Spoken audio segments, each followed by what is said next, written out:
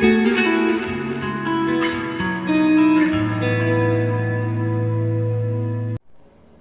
assalamualaikum warahmatullahi wabarakatuh.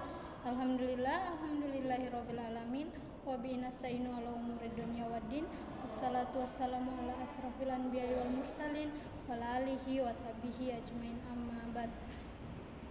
Baiklah, langsung saja. Perkenalkan, nama saya Rizky dengan NIM 2021 05 01 01 018. Prodi Ekonomi Syariah, Fakultas Ekonomi dan Bisnis Islam, kelas A, semester 1. Baik, di sini saya akan mempresentasikan rangkuman makalah dari kelompok 7 sampai kelompok 13. Baik, saya akan membacakan resume saya dari kelompok 7 yang berjudul Undang-Undang Serbanes Oxley Pengendalian Internal dan Kas. Yang pertama, pengertian Undang-Undang Sarbanes-Oxley. Sarbanes-Oxley Act merupakan undang-undang pelaporan dan tata kelola perusahaan berstandar Amerika Serikat. Dengan diterbitkan undang-undang ini, ditambah dengan beberapa aturan pelaksanaan dari Securities Exchange Commission dan beberapa self-regulatory bodies lainnya,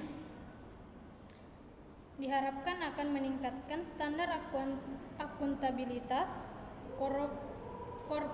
korporasi, transparan dalam pelaporan keuangan, memperkecil kemungkinan bagi perusahaan atau organisasi. Pengertian pengendalian internal. Pengendalian internal secara luas diartikan sebagai prosedur-prosedur serta proses-proses yang digunakan perusahaan untuk melindungi aset perusahaan, mengelola informasi secara akurat, serta memastikan kepatuhan kepada hukum dan aturan yang berlaku. Tujuan pengendalian internal. Tujuan pengendalian internal itu terbagi menjadi 3. Yang pertama, perlindungan terhadap aset, dan yang kedua, informasi bisnis yang akurat, dan yang ketiga, kepatuhan pada hukum dan peraturan yang berlaku. Adapun elemen-elemen dalam pengendalian internal itu terbagi menjadi 5. Yang pertama, lingkungan pengendalian, yang kedua, penilaian resiko, dan yang ketiga, prosedur pengendalian, keempat, pengawasan, dan yang kelima, informasi komunikasi. Baik, itulah tadi hasil resume saya dari kelompok 7, dan saya akan membacakan hasil resume saya dari kelompok 8 yang berjudul akuntansi piutang. Pengertian piutang. Secara umum, piutang timbul dari transaksi penjualan barang atau jasa secara kredit. Perusahaan memberi pinjaman uang kepada perusahaan lain dan menerima promise atau wesel aturan beberapa transaksi lainnya. Klasifikasi piutang. Piutang usaha adalah piutang yang timbul dari penjualan barang atau jasa yang dihasilkan perusahaan. Piutang non-usaha adalah piutang yang timbul sebagai akibat penjualan barang atau jasa yang dihasilkan perusahaan.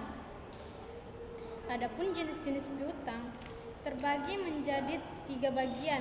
Yang pertama, piutang dagang atau piutang usaha, dan yang kedua, piutang wesel, dan yang ketiga, piutang lain-lain.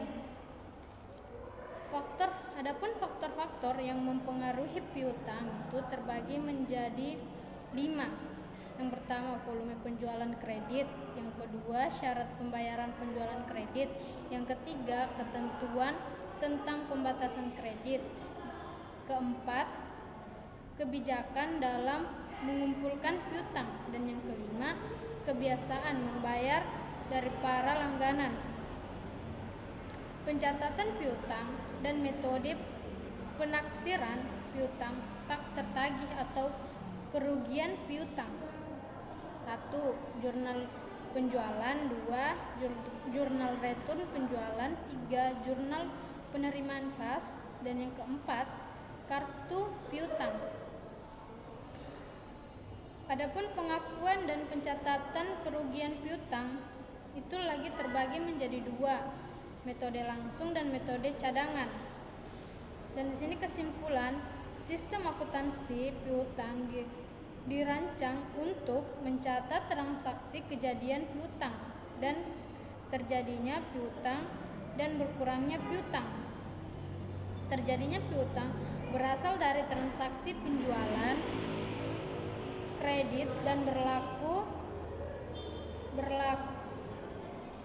berkurangnya piutang berasal dari transaksi retur, penjualan dan penerimaan kas dari piutang. Baik, itulah tadi hasil resum saya dari kelompok 8 dan saya akan membacakan hasil resum saya dari kelompok 9 yang berjudul akuntansi aset-aset. Adapun pengertian aset tetap. Aset tetap adalah aset yang berwujud digunakan untuk dalam operasi perusahaan dan tidak termasuk untuk dijual dalam rangka kegiatan normal perusahaan.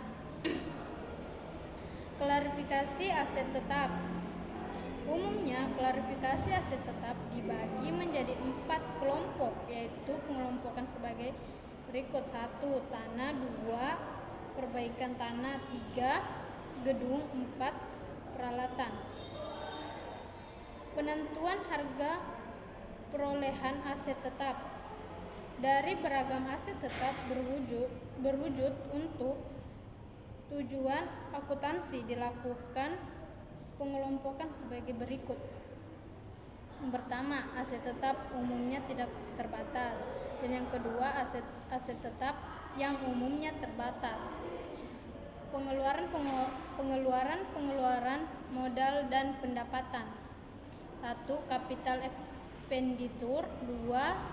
Revenue expenditure. Dan cara-cara pengelolaan aset tanah. 1. Pembelian tunai, 2.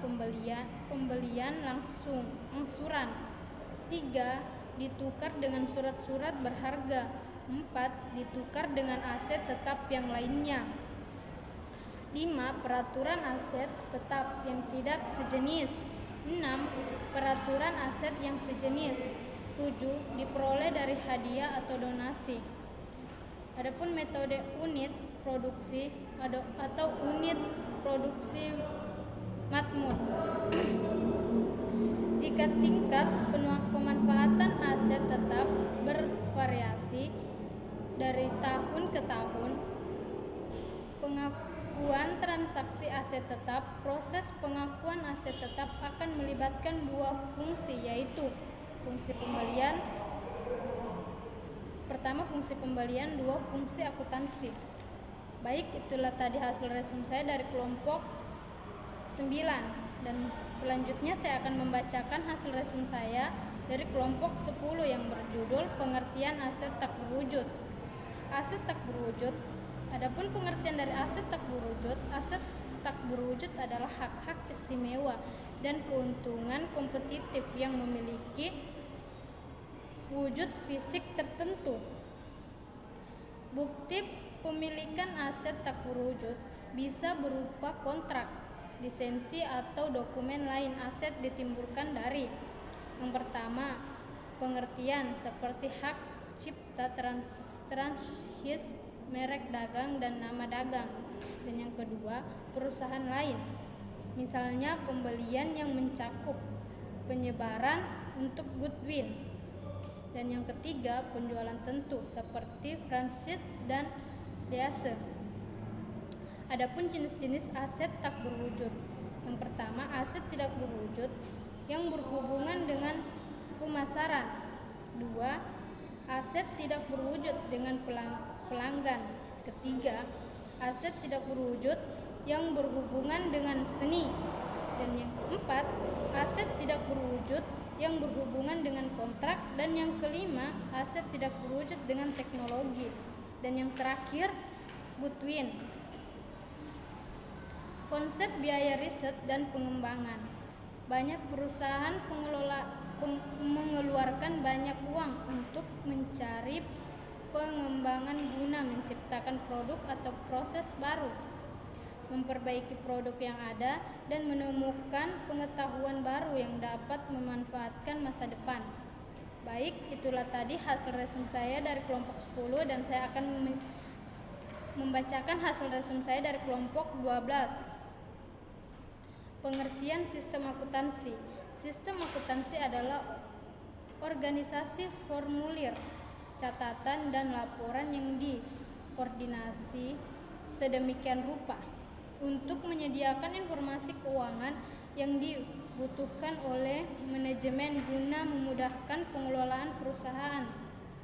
Adapun tujuan sistem akuntansi, pada umumnya sistem akuntansi disusun untuk dapat memenuhi 3 macam tujuan, yaitu: pertama, untuk meningkatkan kualitas informasi dihasilkan sistem, dan yang kedua, untuk meningkatkan pengendalian akuntansi dan cek internal, dan yang ketiga, untuk menentukan biaya klerikal untuk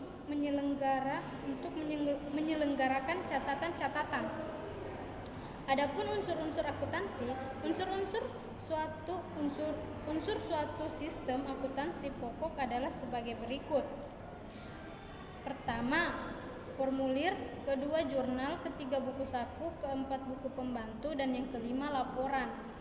Adapun sistem akuntansi penggajian, gaji umumnya merupakan pembayaran atas penyerahan jasa atas yang dilakukan oleh karyawan yang mempunyai jenjang jabatan manajer. Sedangkan upah umumnya pembayaran atas penyerahan jasa yang dilakukan oleh karyawan pelaksana atau buruh. Umumnya gaji dibayarkan secara tetap per bulan, sedangkan upaya dibayarkan berdasarkan hak kerja. Baik, itulah tadi hasil resume saya dari kelompok 11 dan saya akan 12 dan saya akan membacakan hasil resume saya dari kelompok 13. Pengertian sekutu.